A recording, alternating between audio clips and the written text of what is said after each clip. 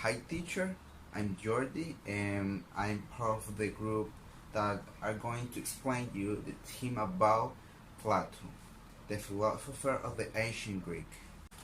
Okay, Aristocles, son of the Ariston of the Dean Colytus born, most known as Plato, was a great philosopher of the ancient Greek. He was one of the three greatest philosophers of the ancient Greek: Socrates, Plato obviously, and Aristotle.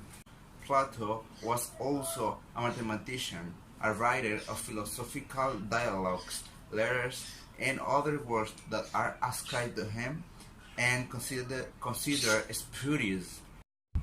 Plato was born in circa in 428 before Christ. He was an ancient Greek philosopher and was the student of Socrates and the teacher of Aristotle. For that reason, as I said before, he was part of the great trio of the ancient Greek philosophers.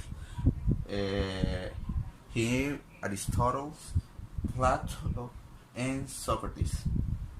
Plato was probably taught by some of other finest educators, and the day that he passed away was in 348 before Christ, at the same day that he was born. The cause of the death of Plato is unknown, but generally it's assumed that his death was about too old age. But another famous theory says that Plato died of psoriasis or consumption by lice. Along with his teacher Socrates in his most famous pupil, Aristotle, Plato is counting the influence that shapes the Western philosophical traditions and thoughts. And now you can know more about the contributions of Plato on education. First, he is credited with establishing the first university in Europe. It was a place where students would study a wide variety of subjects from different instructors. Second, he gave us an insight into the philosophical teachings of Socrates. 3. He wrote numerous philosophical discussions which continue to be debated. Scholars typically organize Plato's works into different eras. The first one is early period, second one middle period, and third one late period. 4. He came up with influential theory of forms. The concept of forms are central to the philosophy of Plato. Forms are used throughout the work of Plato to explain concepts of knowledge and justice and many others. The other one is he came out with epistemology of theory of knowledge. Let's talk about social, economic, political context during Plato's life. Plato was born in Athens in 427. In those times, Athens was involved in a disastrous and a long war with Sparta. This war is known as the Peloponnesian War. After Athens lost the war against Sparta, it had some important political problems because the democracy had been in threat. So it was not only about the loss against Sparta, it was also about a defeat of a political system. Aristocracy was able to defeat democracy, so it made Plato to reject democracy.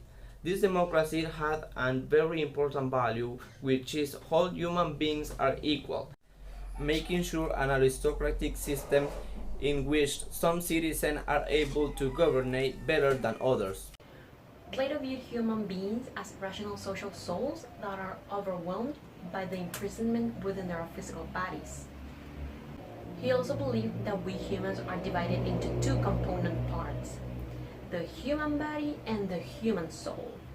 The human body, according to Plato, is the physical and phenomenal world that cannot live apart from the soul and that is easily mutable and destructible.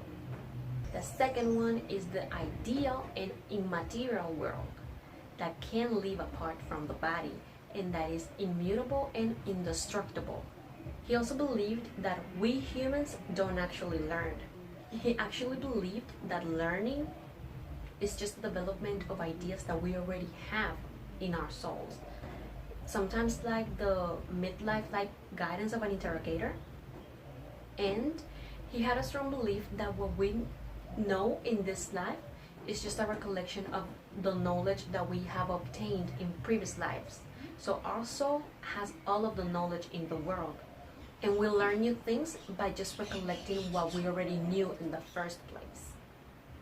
When it comes to knowledge, he offers three different observations as to what knowledge is. The first one is the one that true belief is knowledge, but that one was rejected by Socrates, comparing it to when the jury believes the accused to be guilty just by listening to the prosecutor's argument instead of concrete evidence. The second observation is that knowledge and perception are the same thing, but this is again rejected by Socrates because he says that we can perceive without knowing and we can know without perceiving. For example, we can see and hear a sound, but we don't know what it is or where it's coming from. Therefore, we perceive, but we don't know. So, if we can perceive without knowing, then knowledge is not the same as perception. The third observation is that true belief, along with a logical account, is knowledge. But true belief without a logical account, it's not knowledge. The only problem with this observation is the word account. All of the definitions for that word make this argument invalid. So even though they are all excellent theories, Plato never really gives a complete answer as to what knowledge is.